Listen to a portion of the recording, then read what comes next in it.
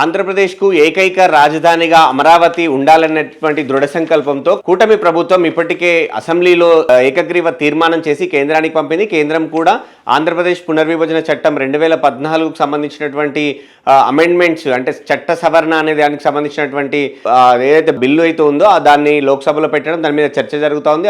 అది కూడా ఆమోదించడం లాంఛనమే. అయితే ఈ సందర్భంలో ఏపీ అసెంబ్లీకి సంబంధించినటువంటి అమరావతి అయితే ఏకగ్రీవంగా అంటే అమరావతి ఉండాలని చట్టం చేసిందో దానికి సంబంధించి కావచ్చు, అమరావతిలో ప్రస్తుతం జరుగుతున్నటువంటి పనుల తీరుకు సంబంధించి కావచ్చు, వైఎస్ఆర్ కాంగ్రెస్ పార్టీ మళ్ళీ యథావిధిగా పాతపాటే పాడిందని కావచ్చు. ముఖ్యంగా గతంలో అయితే 2019కి తర్వాత అంటే అప్పుడు ఎప్పుడైతే జగన్ అధికారంలోకి వచ్చారో అప్పటి వరకు జరిగిన పనులన్నీ కూడా పూర్తి స్థాయిలో ఆగిపోయాయి.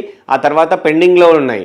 ఒక దశలో అక్కడ ఉన్నటువంటి నిర్మాణానికి సంబంధించినటువంటి మెటీరియల్ కూడా ఎవరెత్తుకెళ్లారో తెలియని పరిస్థితుల్లో అమరావతి రాజధాని పరిస్థితి ఉన్న నేపథ్యం తర్వాత కూటమి ప్రభుత్వం అధికారంలోకి వచ్చాక మళ్ళీ రీటెండరింగ్ కావచ్చు, పెరిగిన ధరలకు అనుగుణంగా టెండర్లు ఖరారయ్యి పనులు కూడా మొదలయ్యాయి.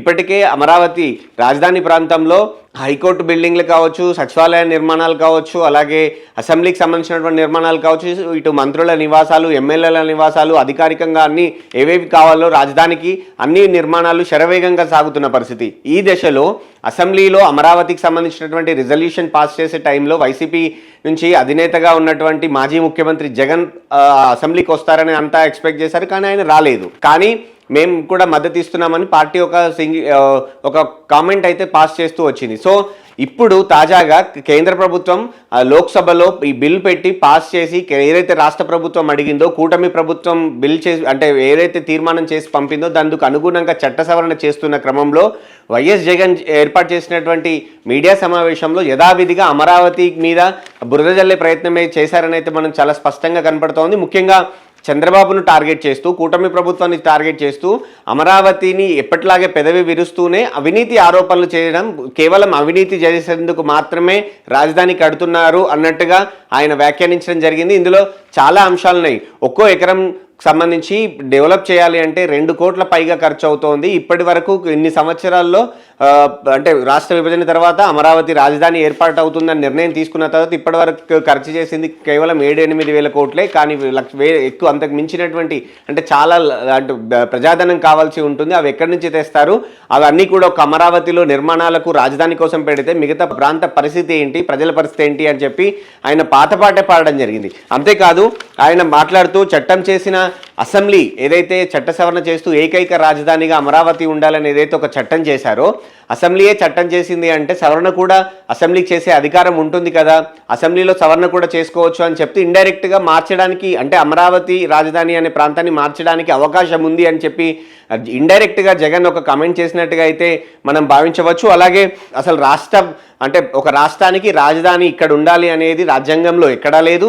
కేవలం ఒక దేశానికి రాజధాని అనే పదం మాత్రమే రాజ్యాంగంలో ఉంది. రాష్ట్రాలకు రాజధాని అనేటువంటి పదమే రాజ్యాంగంలో లేదు. కాబట్టి అసలు అది వ్యాలిడే కాదు అన్నట్టుగా ఆయన మాట్లాడడం జరిగింది. మొత్తంగా అమరావతికి సంబంధించి ఆయన నెగటివ్ మైండ్ సెట్ తోటే ఉన్నారు అనేది అయితే ఈరోజు ప్రెస్ మీట్తో చూస్తున్నటువంటి పరిస్థితులు ఆ కామెంట్లను చూసైతే చాలా క్లియర్గా అర్థం చేసుకోవచ్చు.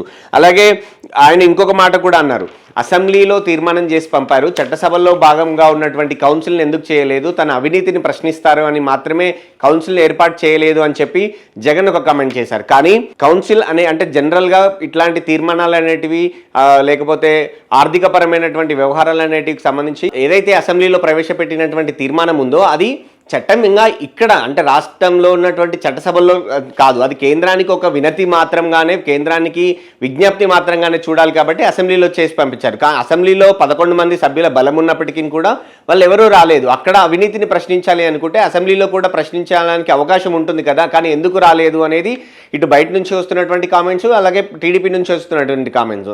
సో అసెంబ్లీకి రాకుండా అవినీతి జరిగిందని చెప్పడం, కౌన్సిల్ పెడితేనే కౌన్సిల్లోనే మాట్లాడతామని చెప్పడం జగన్ రాజకీయ పరిణితి ఎంతుందో కూడా చూడాల్సి ఉంటుందని చెప్పి ఇటు విశ్లేషకులు కూడా భావిస్తున్నారు. మరోవైపు అమరావతి అని కలవరిస్తూనే దాన్ని ఒక అంటే క్యాపిటల్ ఆఫ్ కరప్షన్ అని చెప్పి అంటే ఏపీ రాజధాని ఆంధ్రప్రదేశ్ క్యాపిటల్ అనకుండా ఆయన చాలా స్పష్టంగా ఒక మాట చెప్పారు, క్యాపిటల్ ఆఫ్ కరప్షన్ అంటే అమరావతిని ఒక కరప్షన్ రాజధానిగా మాత్రమే చూస్తున్నాము అని ఆయన ఆన్ ద రికార్డ్ చాలా స్పష్టంగా చెప్పడం జరిగింది. ఇక వీటన్నిటితో పోలుస్తూ ఇవన్నీ కూడా దోపిడీ చేసుకోవడానికి వీలుగా ఒక ప్రాజెక్ట్ కావాలి కాబట్టి అమరావతిని నిర్మిస్తున్నారు అనేటటువంటి అర్థం వచ్చేలాగా ఆయన మాట్లాడారు. అందులో భాగంగా చంద్రబాబును వీరప్పన్తో పోలుస్తూ ఆయన మాట్లాడిన పరిస్థితి.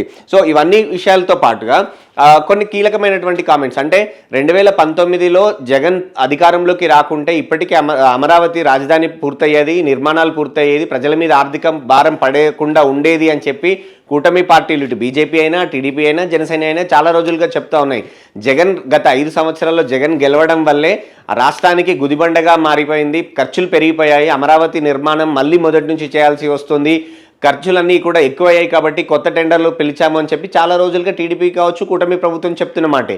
తాజాగా దాన్ని బలపరిచేలాగా చెప్తూనే కానీ అవినీతి కోణంలో చూపిస్తూ జగన్ కొన్ని లెక్కలు చెప్పారు. ముఖ్యంగా సచివాలయం నిర్మాణానికి సంబంధించి టవర్ 1, టవర్ 2, అలాగే టవర్ 3, టవర్ 4కు సంబంధించి ఆయన కొన్ని లెక్కలు చెప్పారు. టవర్ 1, టవర్ 2లో భాగంగా ఇటు ఇసుక ఫ్రీగా ఇస్తున్నారు, అలాగే పన్ను రాయితీలు ఇస్తున్నారు. ఇచ్చి కూడా 2018లో టెండర్ అయ్యే నాటికి టవర్ 1, టవర్ 2 నిర్మాణానికి షాపూర్జీ పొల్లంజీ అనే కంపెనీకి 2018లో 932 కోట్లకు టెండర్ అయితే ఇప్పుడు అదే నిర్మాణాలని 2026లో 1423 కోట్లకు పెంచారు. ప్లస్ వాళ్ళు ఎక్సెస్కి వెళ్ళారు కాబట్టి మరో 4.5% ఎక్సెస్కి వెళ్ళారు. సో మొత్తం చూస్తే అప్పటికి ఇప్పటికీ డబుల్ ఖర్చు అయింది, అంటే నిర్మాణ వ్యయం అనేది భారీగా రెండింతలు అయ్యింది అని చెప్పి ఇది అవినీతి కాదా అని చెప్పి జగన్ ప్రశ్నించారు. సేమ్ టవర్ 3, టవర్ 4లోను కూడా 2018లో 784 కోట్లకు సంబంధించినటువంటి లెక్క గడితే అప్పుడు 2026కి వచ్చేసరికి 1247 కోట్లకు టెండర్ పిలిస్తే అది కూడా ఎక్సెస్ పోయింది, దాదాపు అది కూడా డబుల్ అయింది. పైగా అది కూడా అప్పుడు ఎల్ఎన్టీ అనే నిర్మాణ సంస్థకి ఇస్తే ఇప్పుడు కూడా ఎల్ఎన్టీ అనే నిర్మాణ సంస్థకే ఇచ్చారు. అలాగే జీఏడీకి సంబంధించినటువంటి 49 ఫ్లోర్లతో కట్టేటువంటి టవర్ నిర్మాణంలో కూడా 2018లో 554 కోట్లకు టెండర్లకు పిలిస్తే 2026 వచ్చేసరికి 844 కోట్లు ప్లస్ ఇప్పుడు ఎక్సెస్కి పోయారు, ప్లస్ అన్ని కలిపి రాయితీలు కలిపి డబుల్ అయ్యింది. పైగా అప్పుడు ఎన్సీసీ అనే నిర్మాణ సంస్థకే ఇస్తే ఇప్పుడు ఎన్సీసీ అనే నిర్మాణ సంస్థకే ఇచ్చారు. కాబట్టి క్లియర్గా ఇందులో అవినీతి ఉంది అనేది జగన్ చెప్తున్నమాట. కానీ నిర్మాణ వ్యయం పెరిగింది, మొదటి నుంచి మళ్ళీ నిర్మించాల్సినటువంటి పరిస్థితి, ఇప్పుడున్నటువంటి నిర్మాణాల ఖర్చులకు అనుగుణంగా పెంచాము అని చెప్పి ప్రభుత్వమే చెప్తున్న దశలో, అంటే 2018లోనే జగనే అమరావతిని నిర్మాణం అనేది కంటిన్యూ చేస్తే ఇప్పుడు కొత్తగా టెండర్లు పిలిచేటువంటి అవకాశం ఉండేది కాదు కదా. సో దానికి ఇప్పుడు టీడీపీ కూటమి ప్రభుత్వానికి అవినీతి చేసే ఆస్కారమే ఉండేది కాదు. కానీ అమరావతిని ప్లాన్ ప్రకారం చంపేసి పీకబిస్కి చంపినట్టుగా చంపేసి ఇప్పుడు మళ్ళీ ఆ కూటమి ప్రభుత్వం వచ్చాక రాష్ట్రానికి రాజధాని ఉండాలి, అది అమరావతి అని చెప్పి మళ్ళీ నిర్మాణాలు మొదలుపెట్టి టెండర్లు అయిన దశలో ఈ నిర్మాణాలు సాగుతున్నటువంటి దశలో అవినీతి జరిగిందని చెప్పడం ఎంతవరకు కరెక్ట్ అనేది ఇప్పుడు ఏపీలో అమరావతి రైతులు కావచ్చు, ఇటు టీడీపీ కావచ్చు, మిగతా రాజకీయ పార్టీలు జగన్ని ప్రశ్నిస్తున్నటువంటి పరిస్థితి. మొత్తంగా అవినీతి జరిగింది, ఇందులో ప్రజాధనం లూటీ చేశారని చెప్పే ఇటువంటి ఒక అవకాశం కోసం మాత్రమే జగన్ చూస్తున్నారు తప్ప ఇందులో అమరావతి నిర్మాణం జరుగుతుంది అనే సంతోషం లేదు, ఈ రాష్ట్రానికి రాజధాని నిర్మిస్తున్నాము అనేటువంటి సంతోషం అయితే జగన్లో ఎక్కడ కనపడటం లేదు. సో జగన్ పాతపాటే పాడారు, అమరావతిని డైరెక్ట్గా వ్యతిరేకిస్తున్నాము అని చెప్తే ప్రజల నుంచి వ్యతిరేకత వస్తుంది. కాబట్టి ఇప్పుడు అమరావతిని వ్యతిరేకిస్తున్నామని చెప్పకుండానే మేము ఏ ప్రాంతంలో రాజధాని కట్టినా వ్యతిరేకం కాదు అనే ఒకటువంటి జనరలైజ్ స్టేట్మెంట్ ఇస్తూనే అవినీతి జరుగుతుందని చెప్పడం ఖచ్చితంగా ఇది ఒక రకంగా అమరావతిని మళ్ళీ వైసీపీ వ్యతిరేకించడమే, కుట్రే మాత్రమే అనేది చాలా స్పష్టంగా కనపడుతుందని చెప్పి రాజకీయ విశ్లేషకులు కూడా చెప్తా ఉన్నారు. అసెంబ్లీ చేసినటువంటి చట్టమే అసెంబ్లీలోనే సవరణ చేయొచ్చు అని మాట వాడడం, దానికి తోడు రాజ్యాంగంలో అసలు రాష్ట్రానికి రాజధాని అనే పదమే లేదు అని చెప్పడం అనేటువంటి చూస్తూ ఈ నిర్మాణాలకు సంబంధించినటువంటి లెక్కలు చెప్పడం చూస్తూ ఉంటే ఖచ్చితంగా అమరావతి నిర్మాణానికి వైసీపీ వ్యతిరేకం అనేది చాలా స్పష్టంగా కనపడుతుందని అయితే విశ్లేషకులు భావిస్తూ ఉన్నారు.